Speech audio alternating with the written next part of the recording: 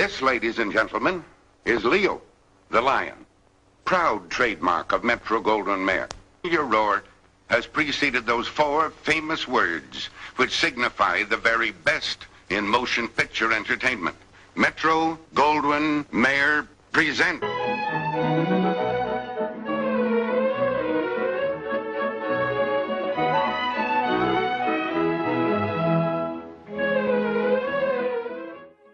Who's Afraid 10, Who's Afraid 10, this is Jimmy 6. Confirming Charlie 1 sighting as follows, Zeke Wolf passed through Wood Track 0305 Zulu approximate brigade in size. Composed of Papa Tango 76s, Bravo Tango Romeo 62s, and Tango 72s, inform Who's Afraid 6 that Jimmy is engaging. 47-1985. Out. First of all we have the black, a neutral, compact, dull, abstract, non-quiltative, surface. Then we perceive it as a nocturnal scene. At its center, emerges a town that is lost in the distance. This town is illuminated by an explosion that may evoke a fair or, at the same time, a catastrophe. The absolute objectivity of the black canvas is preserved even while a swarm of airplanes fighting in a timeless battle, appears on the surface, the battle of Ragnarok at the front of eternity. The general impression is one of a picture taken from a satellite or a spaceship. There is no depth, everything is flattened on a bidimensional plane. When I discovered the paintings of Jack Goldstein, I immediately associated them with the Polyptych of Ghent, the Mystic Lamb of Jan van Eyck. At first sight, two distant things.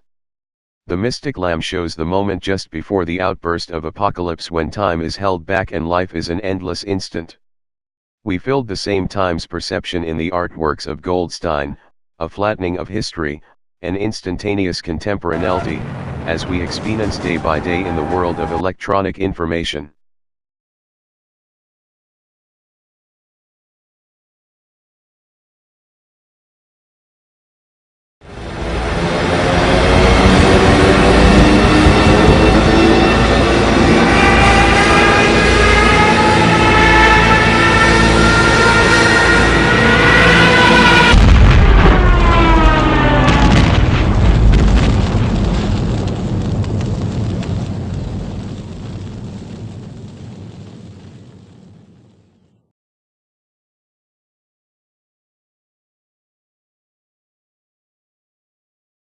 In the 30s, Ernst Udet, ace pilot during World War I, colleague and rival of Hermann Goering in the Red Baron's Richthofen Circus, was in America to demonstrate his skill as an acrobatic pilot in the races and shows that were later described by William Faulkner in Pylon.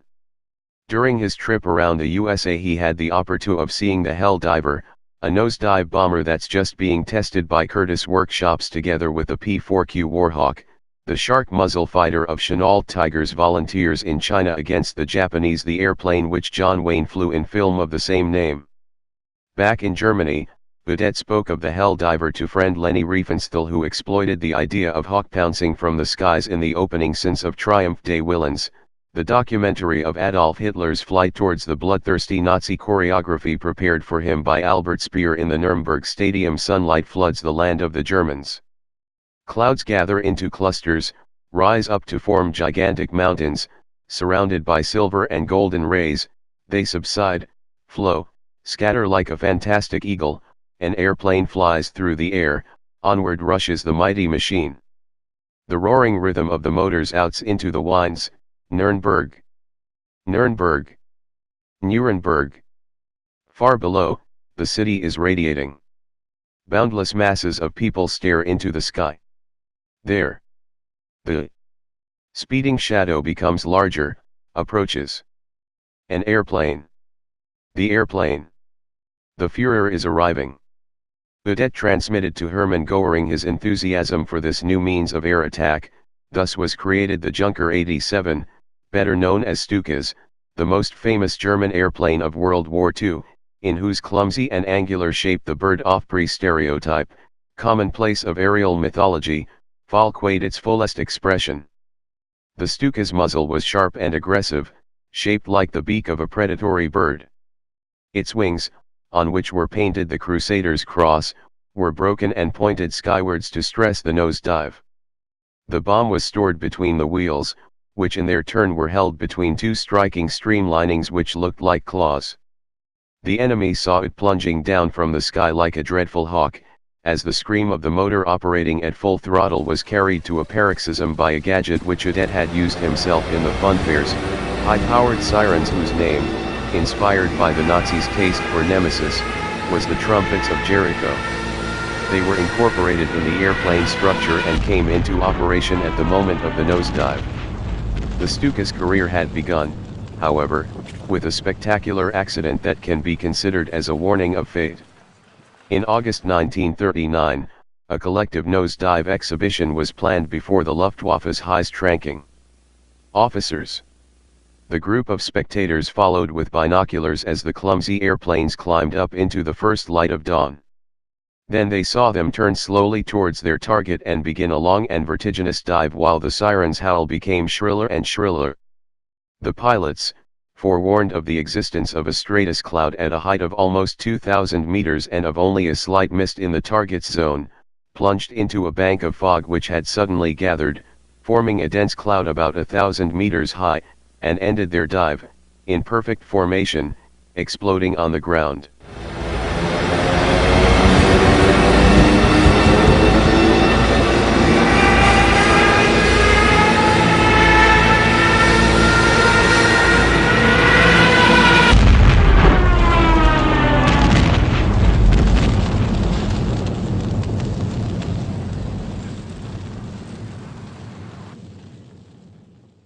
And I saw 4 angels standing on the 4 corners of the earth, holding the 4 winds of the earth, that the wind should not blow on the earth, nor on the sea, nor on any tree.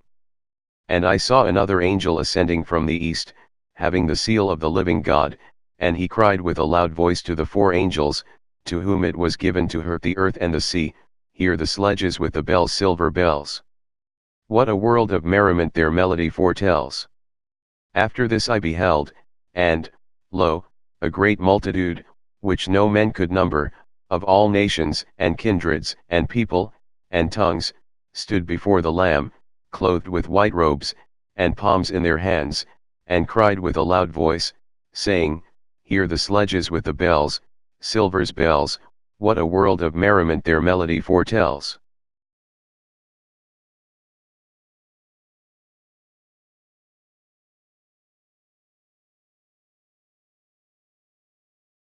I had just arrived when, much to my surprise, I was taken onto a boat sparsely decorated with leafy branches and ivy shoots.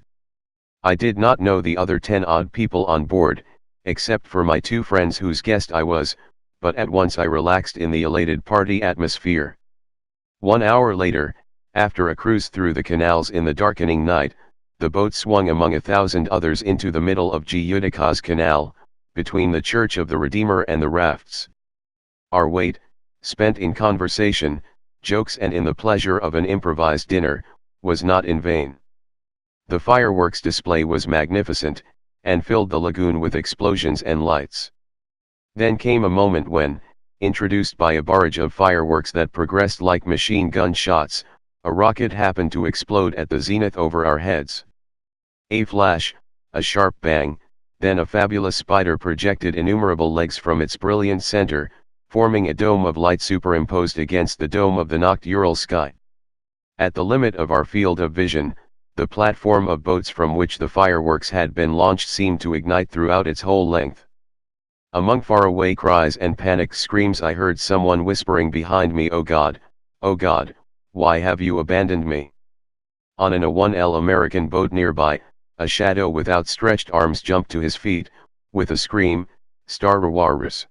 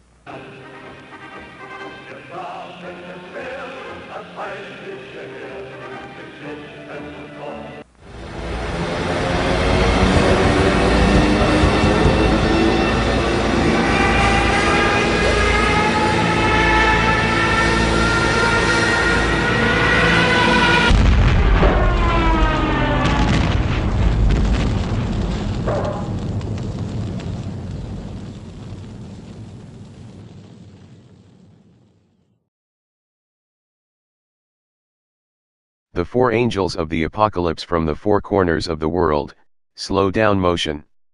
In this time crack, in which there is no movement, rises a garden over which spreads the light of the dove, motionless at sunset. Majestically there appears, on a jasper altar, the Lamb with the golden fleece, and from a wound in its chest flows the blood which fills the Holy Grail. It is surrounded by a ring of angels with outspread wings.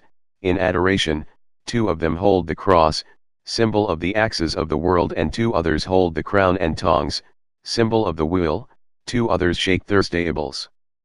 Multitudes in prayer advance from all four corners. Saints and wise men recite the prophecies from books of ancient knowledge. Priests and virgins carry palms, symbols of the all-purifying desert. In the foreground springs the fountain of life, whose 7 eternal water jets act as a counter-attraction to the holy altar. In the background, far away against the clear sky, awaiting the arousal of the fury against them, the sharp towers built by man's pride rise up.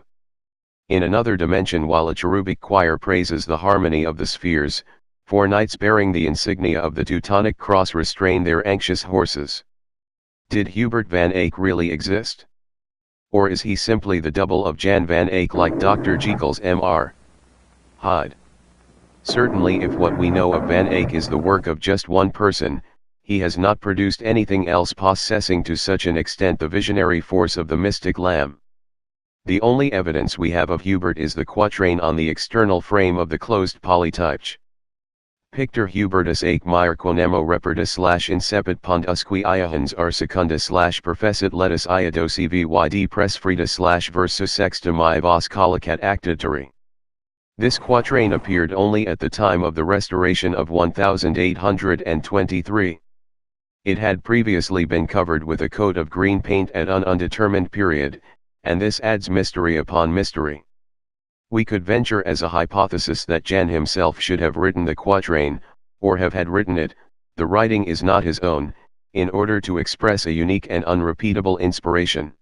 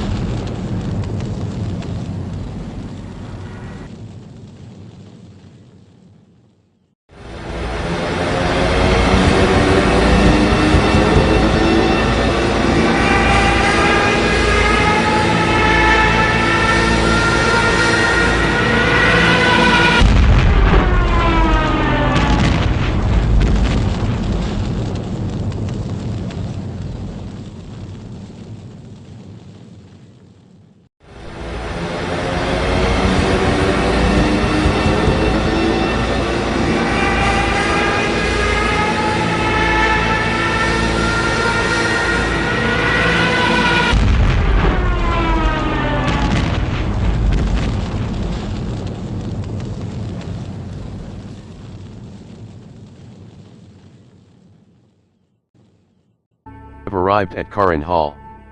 It is the February 16, 1945. Yesterday, Dresden was bombed for the 4th time by an American flying fortress formation which dropped almost 500 tons of incendiary bombs on the city. Dresden has been burning for 4 days. It will continue for another 3 days, and only then, a chessboard of gray lines and lamp-black squares will indicate from above where the roads and the districts were. By now, the Luftwaffe is unable to check the successive wave of Allied bombers. Goebbels has put the blame on our host, whom he has defined as a bemedaled idiot and a vain perfumed coxcomb, inept to have a place in our war leadership. The Air Marshal does not seem troubled by the insults of his rival and welcomes us with princely affability.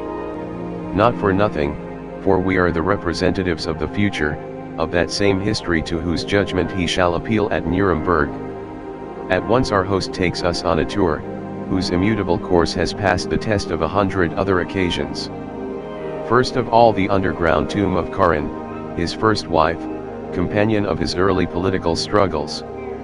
Afterwards we set out towards the enormous complex, whose construction, begun in 1933, is still not finished.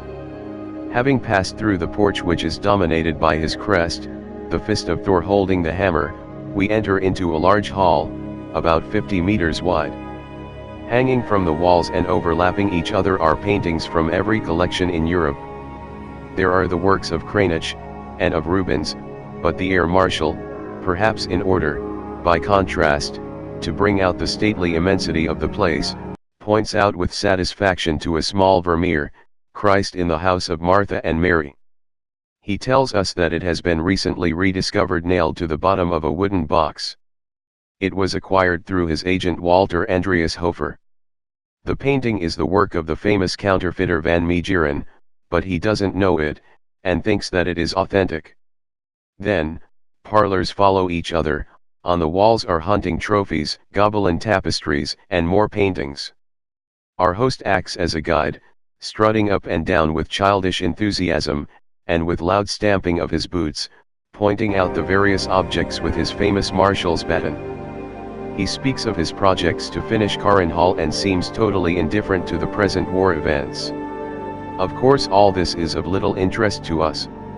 We are looking for evidence. Until now nothing has attracted our attention.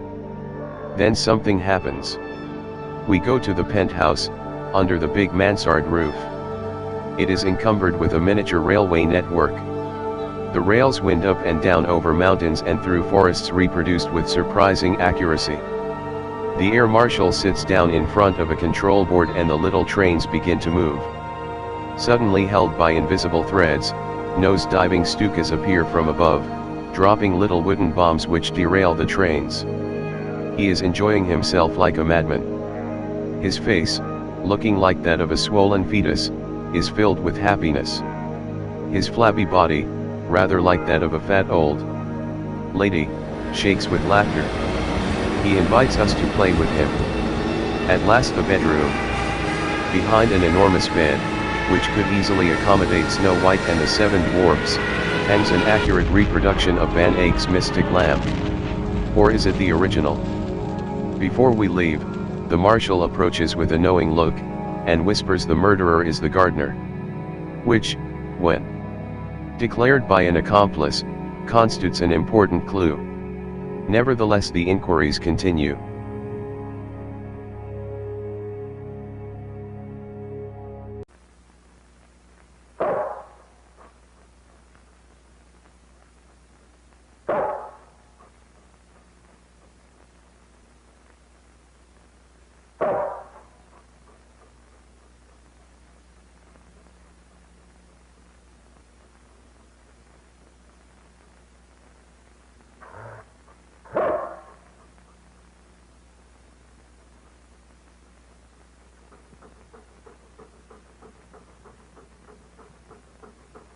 Then, on the threshold of eternity, the struggle to uphold the edge of time began. It continued all day. In the evening, the serpents returned to their ships, and the spiders to their tents. During the night mechanics and nurses were active on the field, the former patching up, whilst the latter tended to the wounded. Thus, in the morning, when snakes and spiders returned upon the field of battle, they fought each other again, together with those who had fallen the previous day. In this way did the battle continue, day after day. All those who fell, and the destroyed weapons, remained on the ground. But at the break of dawn all the dead rose up again, and all the weapons were new. Thus, in poetry, it is said that the Hyadningars await the dusk of the gods.